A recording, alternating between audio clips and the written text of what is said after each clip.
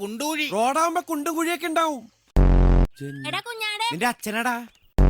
എടാ 2 കൊല വിറ്റ കാശാ നിന്റെ തലയിൽ ഇപ്പൊ ഈ തൊപ്പിയായിട്ടിരിക്കുന്നേ. പിന്നെ കൊല എടുത്ത് തലയിൽ വെക്കാൻ പറ്റുമോ? ഇവനെയൊക്കെ 10 മാസം ചുമന്ന് പെറ്റതൊക്കെ വെറുതെയാ. അമ്മച്ചി അമ്മച്ചി എപ്പോഴെപ്പോഴും ഇങ്ങനെ 10 മാസത്തിന് കണക്ക് പറയല്ലേ. അമ്മച്ചി ഒരു കാര്യം ചെയ്യ്, ഈ കൊട്ടലേക്ക് കയറിയിരിക്കെ.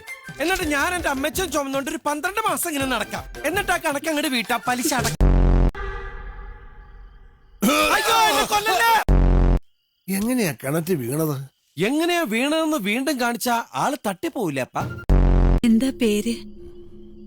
വിശക്കണു. വെസ്കണുവിന്റെ നാട് എവിടെയാ? ബൈ ദ ബൈ, കിണറ്റിനടിയിൽ ഓക്സിജൻ ഉണ്ടായിരുന്നോ? ഇല്ല, ഞാൻ ഒറ്റയ്ക്കായിരുന്നു.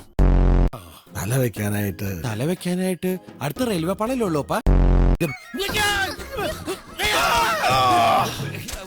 കിടന്നോളൂ, ഞാൻ കിടന്നോന്ന് കൂടെ കിടന്ന് നോക്കിയതാ. എഴുന്നേറ്റ്.